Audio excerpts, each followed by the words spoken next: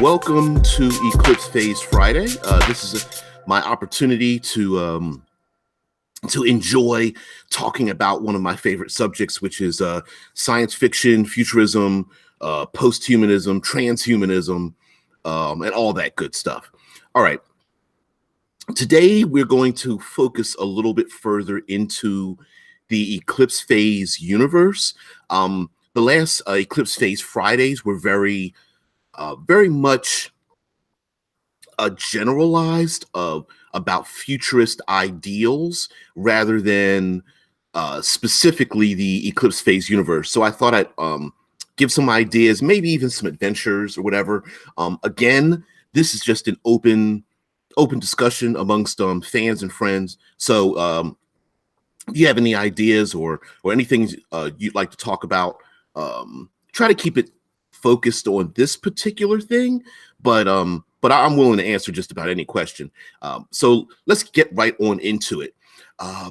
Let's talk about the political factions, the political blocs in Eclipse Phase, and how we can use them to create adventures and that kind of thing.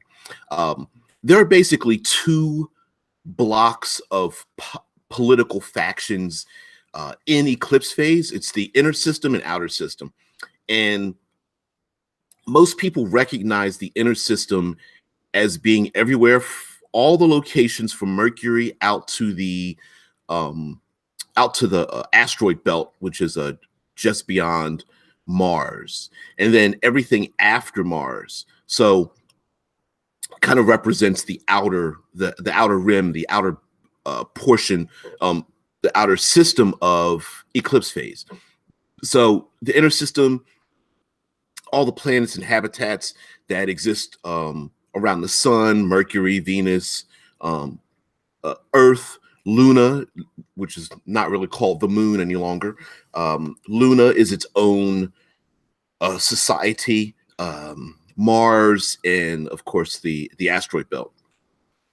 So the big political blocks in the inner system include the Jovian Republic, which, yes, I know the Jovian Republic is not technically in the inner system, but they are allied with that inner system because the Jovian Republic is around Jupiter, and Jupiter itself has moons that are, they're nearly the size of Earth in many ways. So Jovian system itself is a very huge, as far as spatial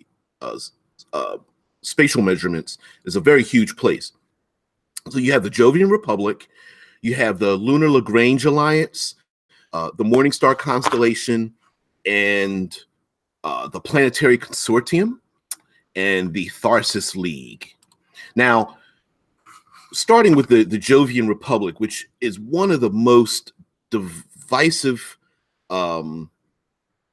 organizations or political blocks or whatever you want to call it in Eclipse Phase. The Jovians are, in the worst way, they are the worst bio-conservative people you will ever meet. They do not, and this is generalizing, they do not agree with this entire idea of people being exposed to and having free will and the freedom to do anything and everything they want in transhuman society.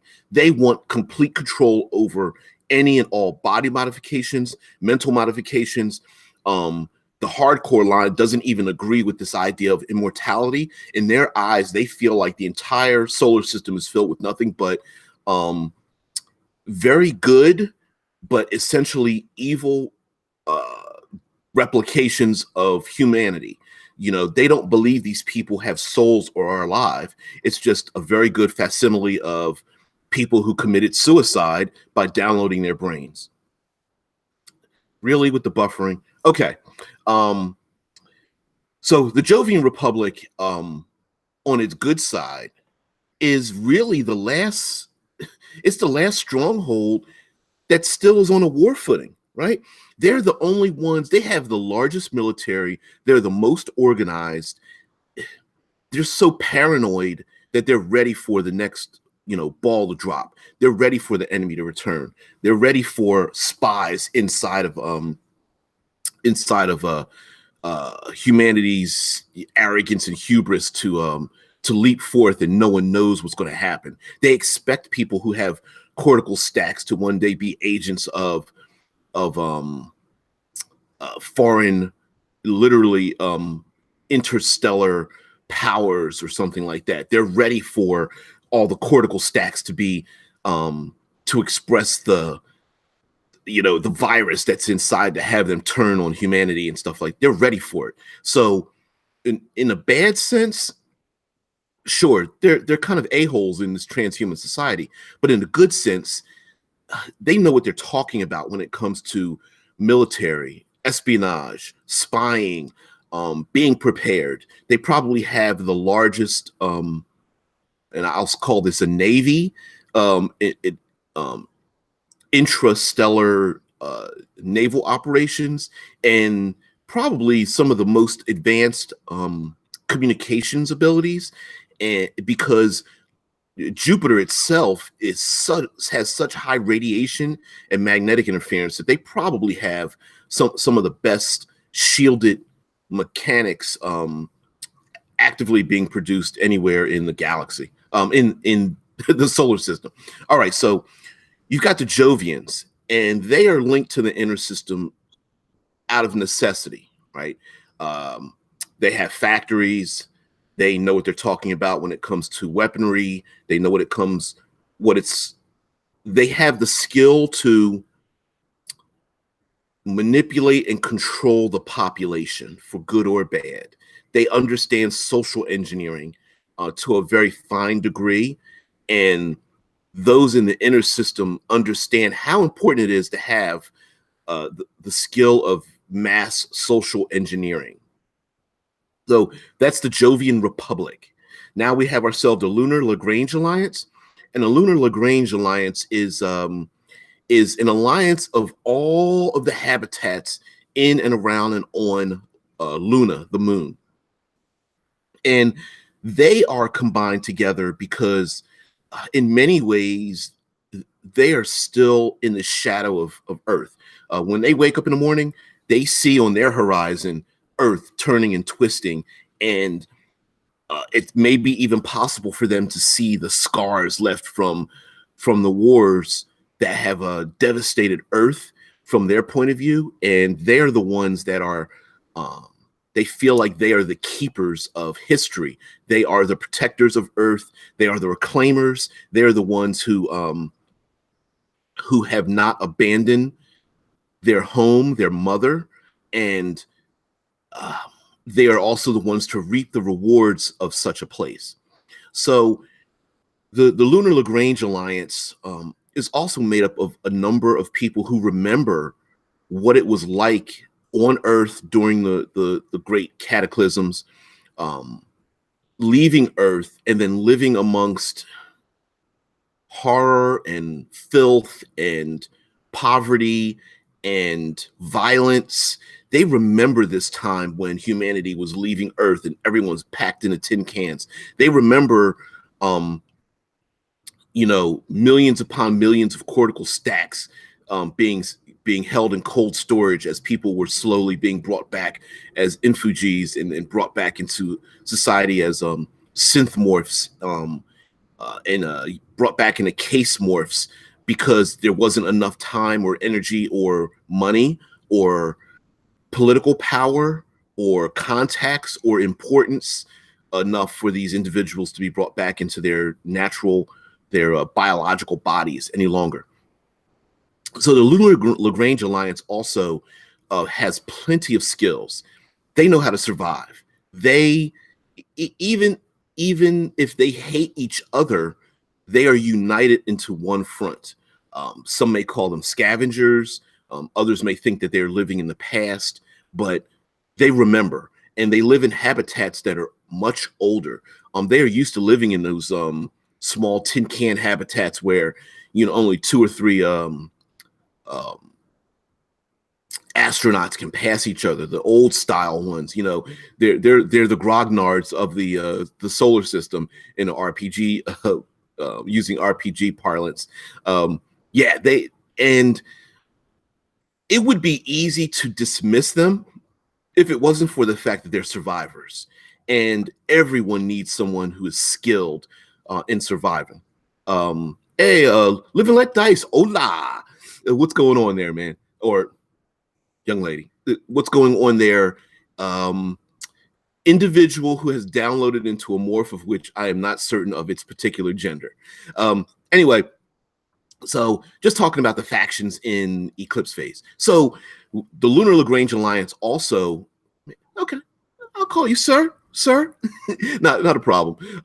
We when we enter into the mesh, we all can be who we all wish we could be, and live as such. So the third faction in the inner system is the Morningstar Constellation, and the Morningstar Constellation is made up of those who live primarily on Venus. In the Eclipse phase universe, we have the Mercurials. They are basically uplifted animals and rogue or independent AI that have sentience and have kind of clustered together in this one portion of the solar system. Now, the Morningstar Constellation is rather new. They have separated themselves from the Planetary Consortium, which I will get to in a minute. Basically, they've separated themselves from a large faction of organized hyper corporations and have become their own people. Having really nowhere else to run, the Venusians and the Morningstar Constellation, they are close to the sun. They have a link to Mercury, and therefore, and they also have a great resource, which is, good morning, Elise C. They have a great resource of being able to mine the surface of Venus in such harsh climates. So it's kind of a dichotomy for the people who live on Venus. The Morningstar Constellation exists in these aerostats, which are these floating habitats that are in the upper cloud, yellowish, greenish blue miasma of gases that float and surround Venus, and they are also involved in mining the surface of Venus for its minerals. And for those who don't know, Venus is under a very thick greenhouse effect. So the surface of Venus is quite hot. It's boiling. It can boil lead. And so the Morningstar Constellation makes a lot of their resources from the mining of lots of rare elements on the surface and deep down inside of Venus. But it's very dangerous to get there. So one of the things that the Morningstar Constellation has been able to do is recruit those who do not belong into a economic and political system that has a lot of stability. So for those who are criminals, for those who are outcasts, for those who are hunted, it is a great place to go to survive. But you have to give your time in a particular amount of time to work in the within the Venusian landscape, mining, and it's very dangerous. It is so hot that the landscape can change moment by moment from, just things that can boil lead. They use mechs and other kind of synthmorphs down on the surface that can only operate in the intense heat, because once it's brought out of the heat, they're just basically statues, right? It's the intense heat that gets them their joints lubricated and allows them to be moved. But it's still so hot that cortical stats can melt from the heat. So it can be very dangerous work. But they also garner lots of loyalty. For those who want to play uplifts, those who deal with uplifts, this is the largest community, or one of the largest communities in the entire solar system. So you have yourselves your intelligent apes, intelligent pigs, and birds, and dolphins, and octopi, and those kind of things. And they have the resources to handle it, and also the living spaces for those individuals to live there. So the Morningstar constellation is based on Venus, and by default having some connection to Mercury as well. I also imagine that being closer to the sun, their ability to harness solar energy and beam it to their allies is also a great resource that they have. And also the ability to detect, study, and predict solar flares, which are also a great issue for those who live in habitats that are closer to the sun as well. So blowing them out the sky is probably not a smart thing to do, especially since there are so many AI that live in the Venusian system that their processing power is probably just god awful, out of this world. I can imagine that they probably run dozens, if not hundreds, of quantum computers, and also with their ability to harness the solar energy, that they have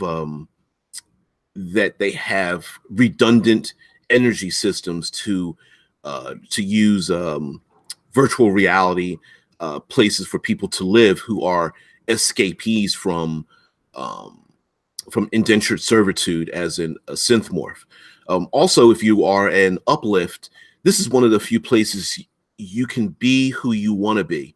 And uplift society is always in flux, because if you were an uplifted ape or intelligent, dinosaur, or a very smart, sentient dolphin or something like that, what culture do you pull from? Do you completely ignore your animalistic desires and intentions, or do you supplant your intelligence to live as your ancestors were, without sentient thought? Or do you try to merge into humanist society, when humans really, the term human is in flux unto itself? Do you have your own language, or do you follow those of your old masters? So that in itself can be a great way to introduce uplift culture and those player characters that want uplift connections. Now, the last two are huge in the inner system: the Planetary Consortium and the Tharsis League. The Planetary Consortium, I'll say, to make it very stereotypical, they are your cyberpunk hyper corporations, right? They are the corporations that are like that live in arcologies with people who are devoted to everything the corporation is about. They are completely devoted to capitalism, expanding their power, putting people under their thumb, and essentially turning everybody and everything and every portion of your life into a product that you must earn and must buy in order to survive and to continue perpetuate the hypercore socio-political devotion to basically being a business. But underneath that, let's say that, sure, you could make them the stereotypical evil corporations, but they exist because when society fell, people had very few places to turn to. Even now, we have corporations: Google, PayPal, Apple, and big major companies. And if society began to fall, some of these CEOs, some of these companies are looking forward. They're looking forward to space habitats. They're looking forward to the moon. They're looking forward to grabbing hold of asteroids and mining them. They're looking forward to Mars. And for people to follow these major corporations into the future and leave the antiquated governments behind, it makes perfect sense. Unfortunately, they have to perpetuate their existence, right?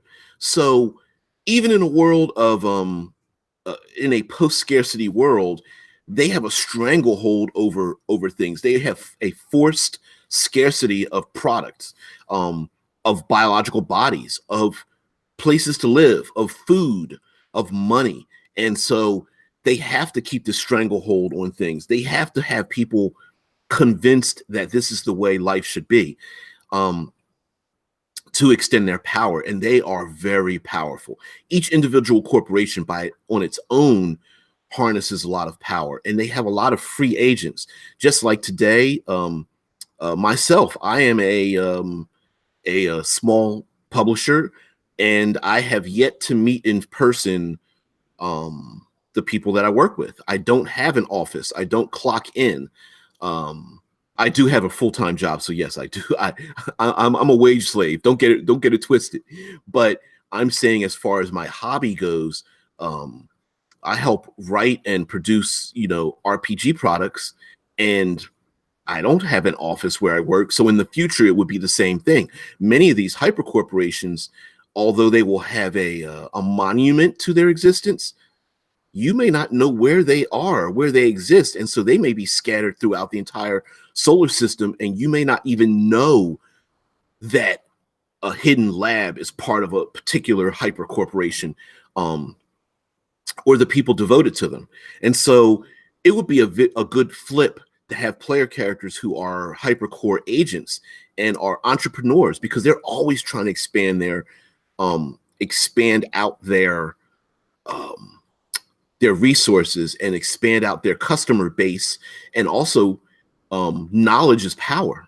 They want to know what their enemies are doing. They want to know what's going on in the rest of the solar system. They want to know where transhumanity lies and follow those trends. And so, placing spies or just even getting information gathering above board is very necessary for them. So I can imagine a ton of small factions within the hypercorporations that are pushing entrepreneurs, giving them a set amount of money and time, and saying, you need to collect yourself a crew. We don't care who it is.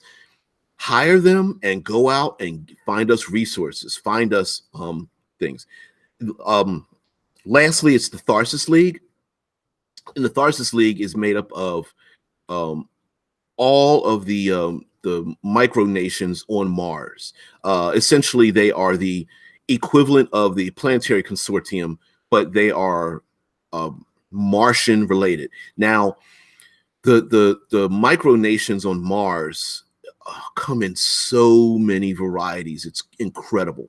And Mars has become, other than Luna, Mars has become the other Earth. It is a place for people to start over again. And Martians are, those are the Reds, right? They, even as diverse a culture that Mars has cultivated, Martians are from Mars. You cannot break their loyalty to each other, even amongst their own civil wars. Those people that are Reds, they are devoted to making Mars basically the new Earth. It is the new capital of the solar system, and you can't tell them otherwise. Now, getting them all to agree to with each other is different. There are people who want to live in the outskirts of Mars, a bunch of rednecks, literally,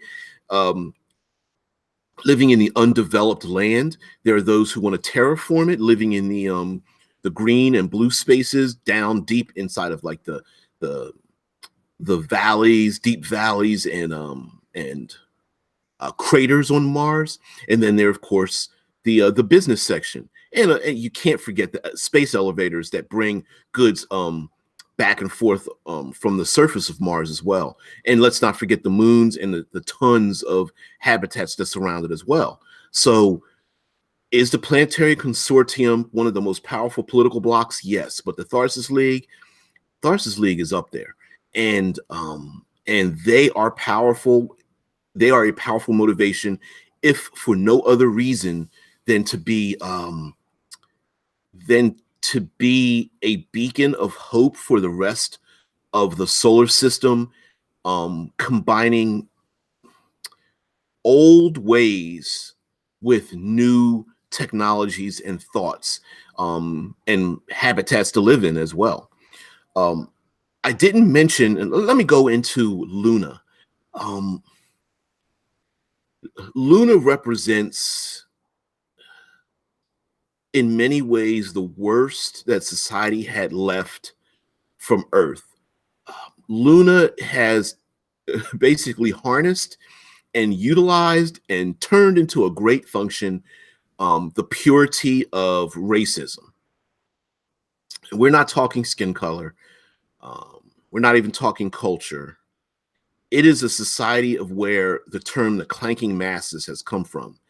And those individuals that could not afford or did not have the money, um, contacts, the privilege, or the luck to have be reunited with their biological body and their cortical stack are living in cold storage, or they are living as a synth morph. And it is very easy to make us versus them. And so all of those people who, your blue collar workers, and I hate to say this, but your useless workers who have skills that were very important on Earth, and we don't need those skills out in space. Oh, I was a high priced lawyer, and you're like, whatever. We need you to haul rock. So beat feet or get the stepping. And it's like these people are like the faceless masses. They don't even care about your personality. All the people who had all those great skills, many of them were brought out of cold storage. The rest of them were just like, stick them in a body, get them to do work. You know, hey, you basically not biological, sentient robot. Do what I say, or else we can just find somebody else. Living Nut Dice says, are there religious sects with power in this setting? Within the main book, religion is they've stayed away from religious practices. They do mention the fact that there are still those who are have religious affiliations, but have modified their outlook for the future. For example, there are some Christian sects that believe that they can find divinity within the mesh. And there are also those who have cultural backgrounds who, for example, a lot of Arabic and Mediterranean cultures have moved to Mars and kind of look at Mars as like the new desert in many ways. And so have incorporated a lot of those cultural aspects, and I'm sure have brought along religion. I believe that it's my belief, and I don't know this for certain, but the people who created Eclipse phase probably wanted to stay away from more of the sensitive issues of religion, which is kind of weird because the setting in and of itself is so controversial. I don't think religion would have like pushed them over the edge. But nowadays people are so sensitive about I want to say dumb shit. Like everyone's like, I'm waiting to get triggered. I can't wait to get triggered this morning with someone said in some far off location that I think they stayed away from the religious context.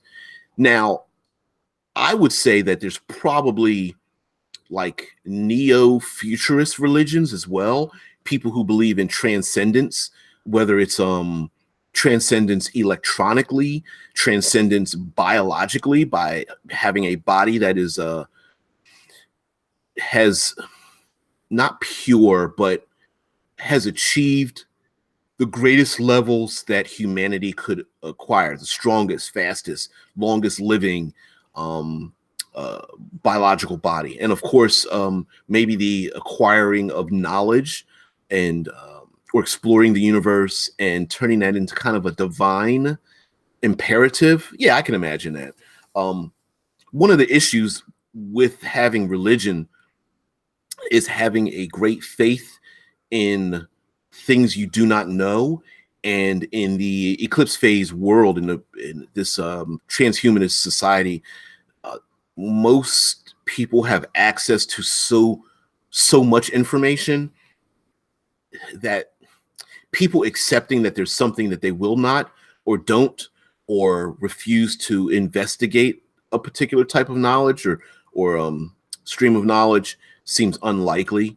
And so I think that's another reason why religion would kind of fall in amongst upon itself. But of course, there's so many isolated habitats.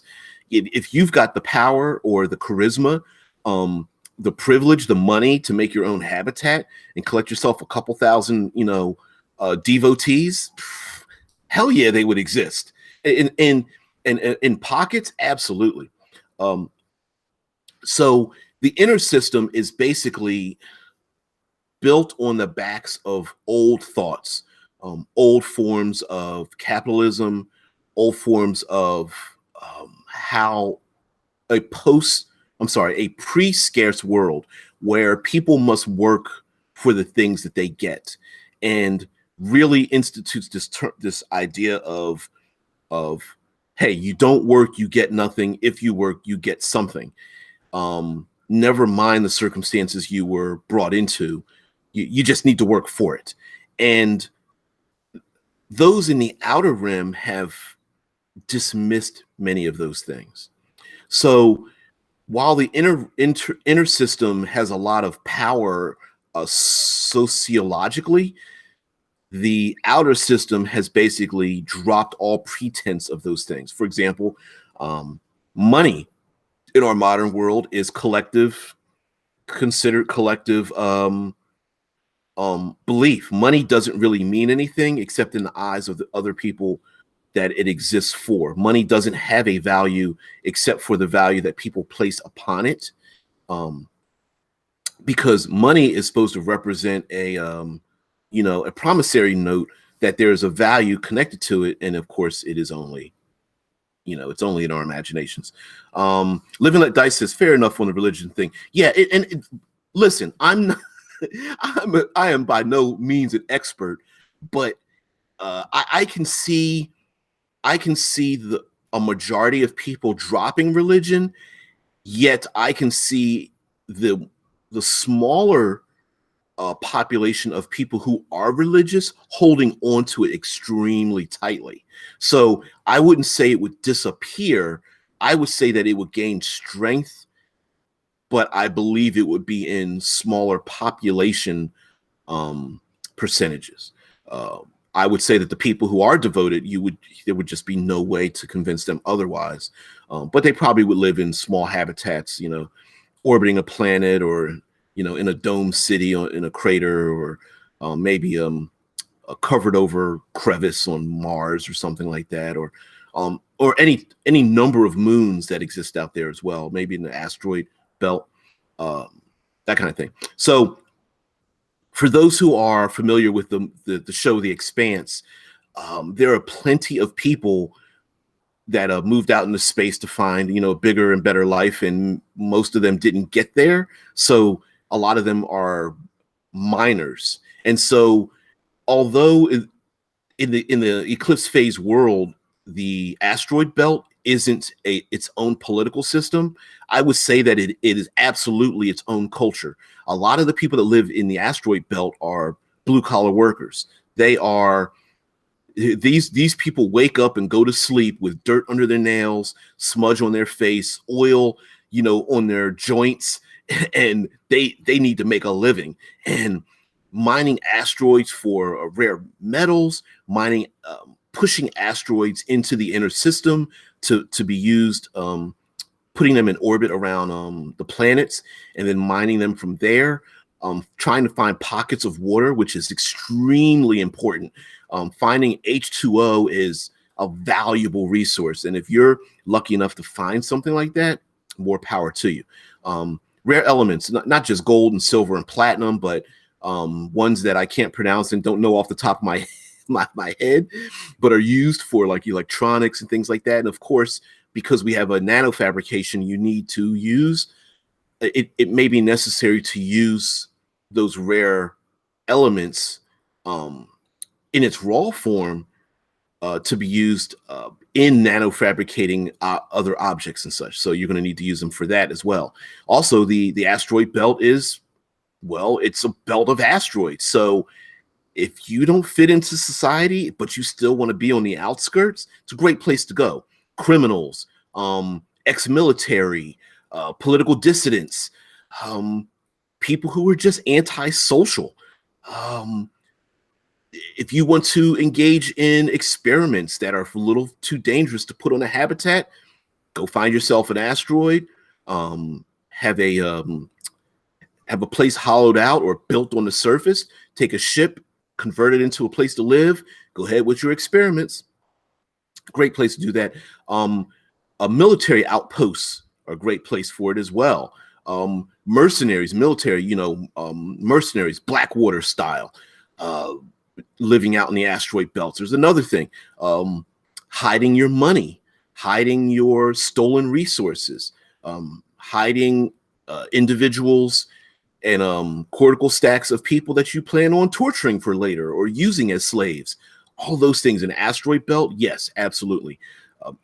Is the asteroid belt one big, large political faction? No, but the people who live out there understand the harsh and somewhat lonely existence, and I'm sure that they when they see each other in the inner system or even in the outer system, they probably give themselves a little chin nod, like "Sup, yeah, we're linked, we're close enough together."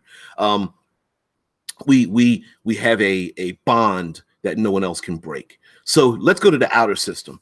The Autonomous Alliance is kind of a misnomer because it's basically a political alliance of all of those who are like anarchists that live in the outer rim. And I would say that that's probably a loose statement. It's probably good. The words sound good.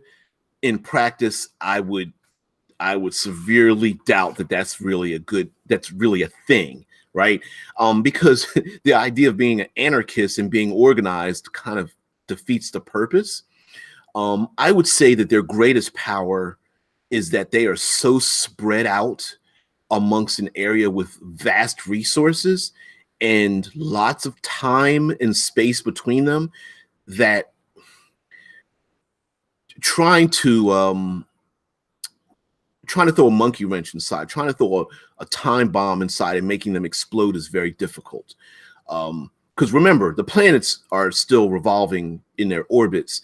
And at some point, like Saturn and Jupiter and Neptune and Pluto, Uranus, not just my anus, but Uranus, whatever, you got to have the joke, are separated by so much space that even if the Planetary Consortium wanted to take out the anarchists, it would just be nearly impossible.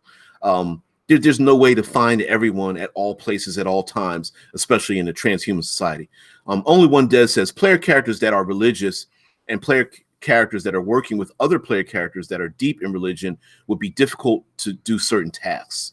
That would be based upon someone's how devoted someone is. Just in real life, like I don't abide by any particular religion, but that doesn't mean I can't work with someone who is very religious for short periods of time. I do agree that just like if you extrapolate from today, getting people to work together who are extremely religious but have different religious points of view, it only takes one thing to trigger someone, and then they can't see past their own faith and desires, that to get something done, we should look past that, get this thing done first, and then argue later. We can't even work together like that here on Earth. So if you extrapolate that out into the universe, into our solar system, and then and there's no reason for them to work with other people, yeah, I could see there being a lot of difficulty working with people who are very religious and having player characters. Now, I would debate the fact that you could play a player character who has some religious affiliation, and maybe has left the habitat, kind of like the Amish here in the States, where they have Romspringa, which is like you have a choice. You can either live in our Amish community or leave permanently when you turn 18. You got 1 year to go out there, explore the world, and you got a choice. You either come back and stay permanently or you leave us forever.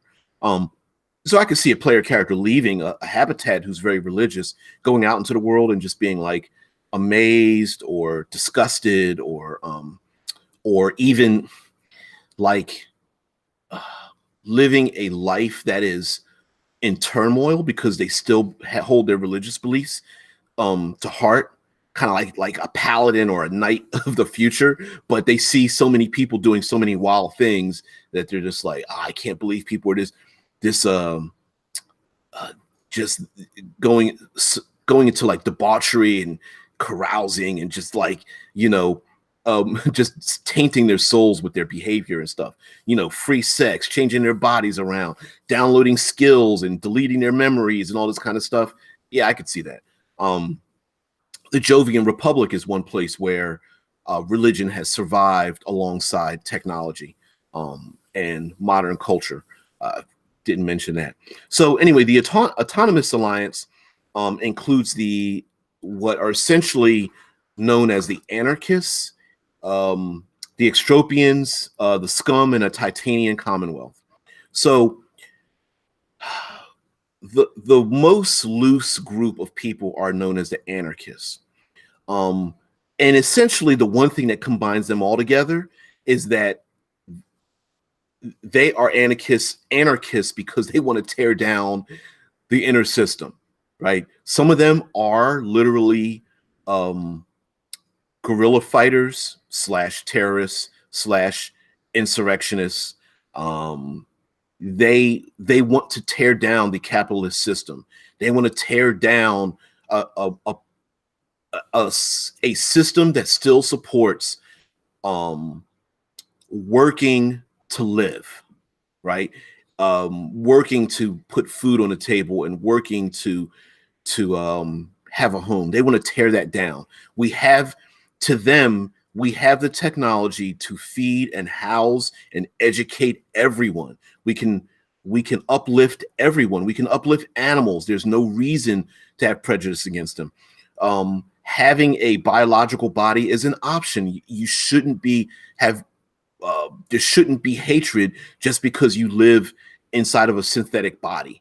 You shouldn't have any limitations on what your biological body should look like. The problem with having no rules is that there are no rules, right? What happens when you have people who are like, oh, well, hey, if I can do anything I want, why can't I have, I don't know,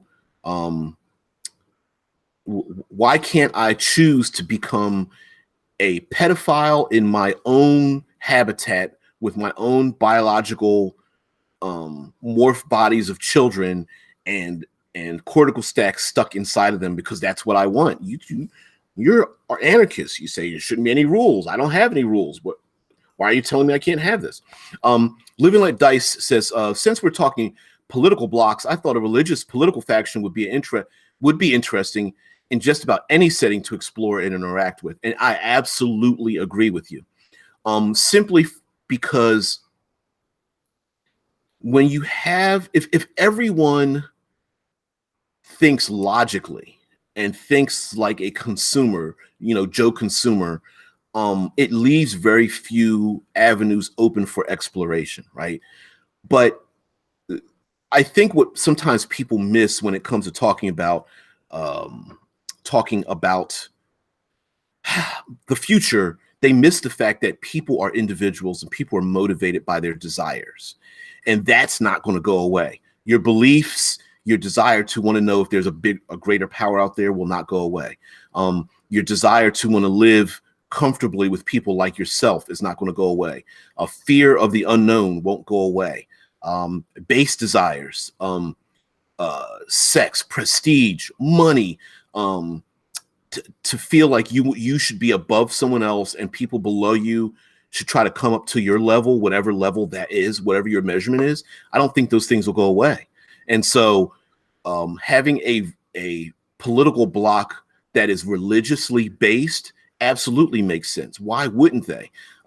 Those people, especially if they left Earth, and when Earth went through a big, World War III essentially, and religious people would band together, right?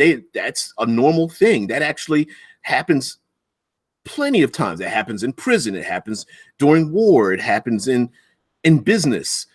People look at each other and they're like, oh, you believe the same things I believe in? Hey, let's get together and talk about it, pray about it, be about it. It happens on college campuses. It happens everywhere. So would they be one of the first to combine together? Sure. Their limitation would be that they need, money, power, respect. Would they do some religious organizations miss one of those three things? I would say yes, sometimes, especially the respect part. And once they get that money and power, and they're able to harness that money and power from their maybe their founding members or something, yeah, I think that would be possible. I absolutely do think so. They do kind of glance over that in the game system, but you can do anything you want. All right, so we have the anarchists, and to classify the anarchists would be impossible.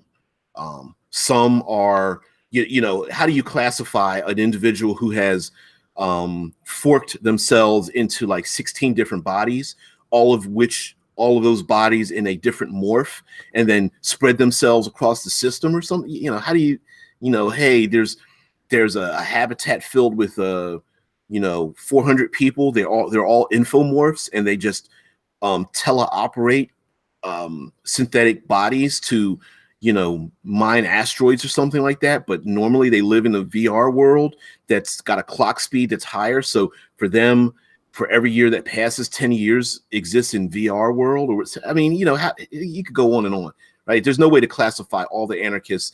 I would say that the only thing that combines them together is the fact that they want to tear down the old system. We're new, tear down the old system. All right. Extropians are the entrepreneurs of the new world. They combine all the aspects of capitalism, but taking it to its future realm. So they believe in the ownership of property. They believe in making money. They believe in making the deal, but not in the old way, right? They believe that it's the future's version of the handshake deal. Hey, if you get me a chunk of that comet that's coming in, then I will get you the plans for 6 new morphs that the Planetary Consortium is working on. Yes, I know you're going to have to go through defenses because somebody's already claimed the material from that comet. And yes, I have agents going into the inner system to steal some stuff. We both know it's quote unquote stolen. The fact is it exists. Let's shake on it. And hey, if either one of us breaks this deal, we're going to work with a third party that's going to come after either of us who breaks this deal. Are you sure you want to shake hands? Boom, shake hands. Bam, we're done. All right. So then we're going to make a trade. We'll meet back in 3 weeks' time or something on, Saturn or whatever, around Saturn or something. And so they are like the ultimate, like, wheeler and dealer in the new world. They are like the new land barons. Think of like Old West. They're the new land barons. They're the ones who are moving cattle. They're the ones who, are like inventing the light bulb. They're the ones who are trying to make a life for themselves using business, but not in the old sense, in the very, very new sense. Extropians are a mixed bag because they're needed by both the inner and outer system, but in many ways people don't like them because of the fact that just simply because of the fact that they represent the opposing side in some ways. So yeah, Extropians aren't very well liked, but they're needed because some things some anarchists, you just can't talk to them, right? If you're from the Planetary Consortium, some of them you just can't talk to those people. You need somebody in the middle, and those who are Extropians. So the last two are the Scum and the Titanian Commonwealth. The Scum, great. Now, of course, Scum sounds like a derogatory term, but just like the N-word amongst African Americans, it is a term that has been used, turned, acquired, and twisted into a positive identity. The Scum are the closest thing to the organized individuals who are at the bottom of the barrel of society in the inner and outer system. Essentially, the Scum are the people. They are the trash collectors, the workers, the mechanics. They are the electricians and plumbers. They are the street sweepers. they are the entertainers and painters and jugglers of the solar system. They are the people who live on the outskirts. They are essentially, if you think about it, they are the scum that covers the outer hull of the habitats. These individuals move around, and they are like gypsies. They move from habitat to habitat, doing all of the dirty work. They do the work that's no one else wants to do, yet they're hated for it. I would associate them with, here in the States, they are the members of the illegal immigrants that are crossing over into the United States borders. These people, in this future, the scum, all they want to do is just live and let live. And they are needed because habitats have a lot of problems. They're bombarded with radiation. They're bombarded with particles. Things break down. The respiration system, the life support system. Gee, why can I remember that? The life support systems of hundreds, maybe even thousands, tens of thousands of habitats around the solar system need to be cleaned out. But there's also something else too, right? Because habitats have a limited population, and sometimes you need a population boost to expand, to build, to and those kind of things. And you also need to eliminate those people who do not fit into your society.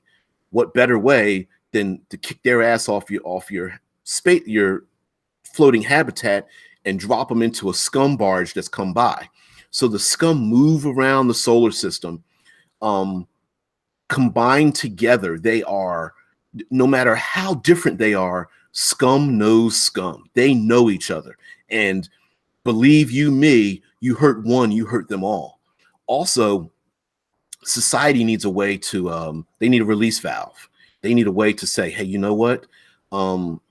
Yeah, amongst polite society, we don't engage in these dirty little things, but when the scum come by, we can trade some information.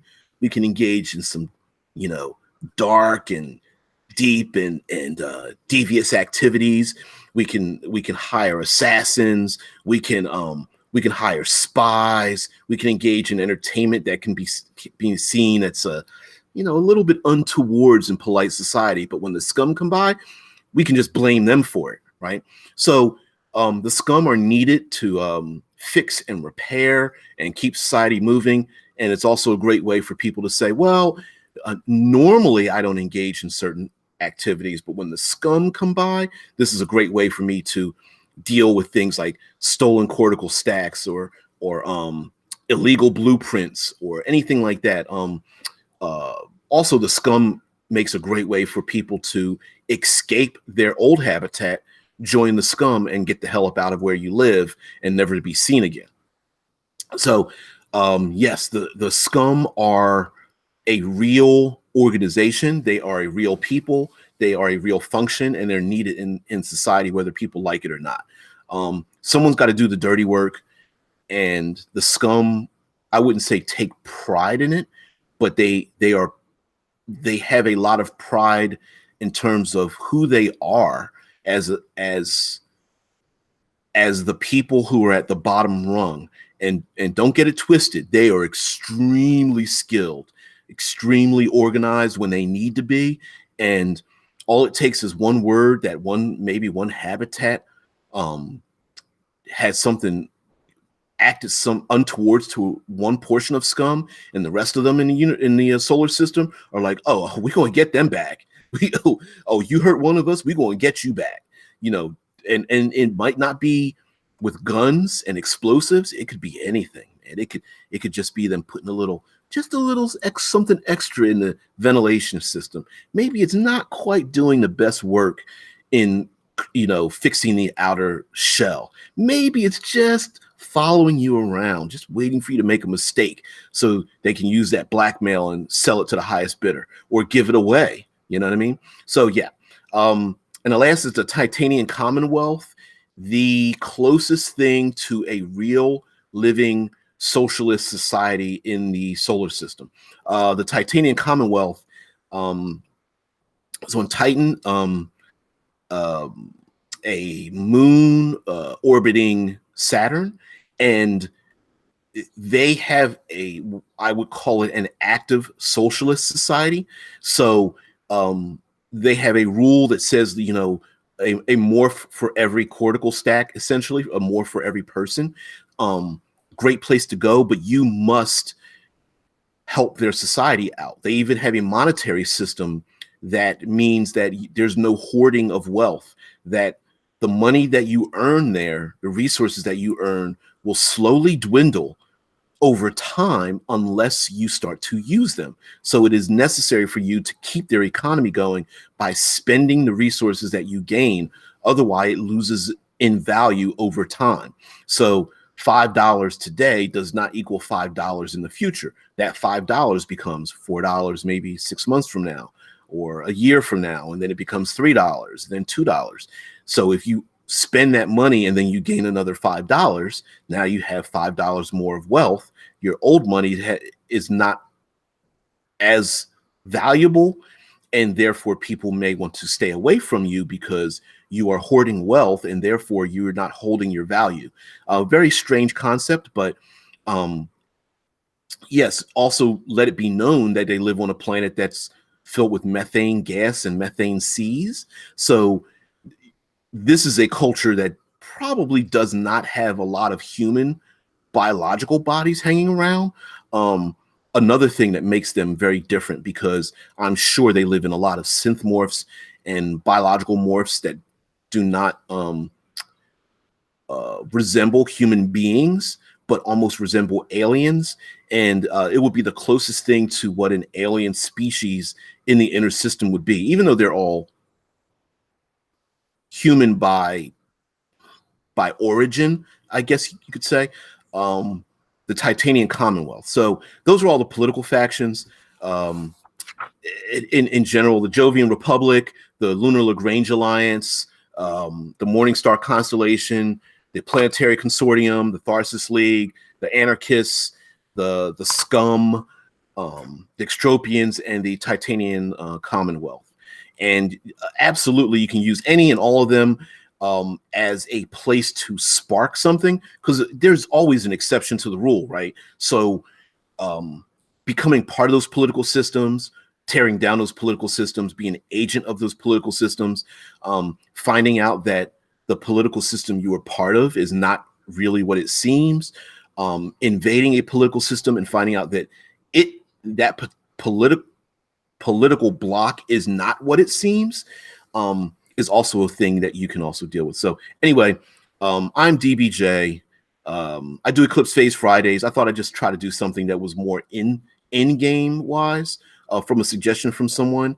But we can talk about far more deeper subjects as well as it goes on. So Eclipse Phase Friday, join me on that. I'm DBJ, and I am out. Thank you very much for joining me. The links below for this specific game, and what does transhumanism mean, will be in the details below. In the comment section, of course, leave any and all comments that you wish. Any future questions or subjects you'd like to talk about. I have not forgotten any of the comments that I have. I actually am gathering them together. let's see if I can find one of the comments that someone has given me. For example, let's see if we find it here. For example, Narth Darkanan says, so what makes a human human? With the suggestion of immortality, there has to be a lean into this concept that there's more to us than a meat puppet and a data processing unit of so much power and speed. Those kind of things. So yes, I do have a number of comments sitting around. I kind of want to organize them together and then just do one live broadcast, just reading those comments and then just talking about what those people brought up. So anyway, I'm DBJ, contributing writer. Oh, just to let you know, it's commercial time. So if you guys need to go, just go ahead. This is just my self-promotion. You don't have to sit through this. So thank you for joining me. I really appreciate it. So anyway, I'm DBJ, Dave Brian Jackson. I'm contributing writer to Critical Hit Publishing. My baby is the cinematic environs for that we produce for 5th edition Dungeons and Dragons. They can be found on DriveThruRPG. Of course, that'll be in the links below. We'll be coming out with our 8th book, which would be the Vast Plains. We're doing all of the mundane environments, mountains and deserts, and aquatic depths and Arctic reaches and that kind of thing. So anyway, if you're into that kind of thing, check it out. If not, just look up some reviews, whatever, online. Some people have done them. If you plan on doing any of those reviews, please reach out, let me know. But anyway, everyone, have a very good day. Thanks for joining me.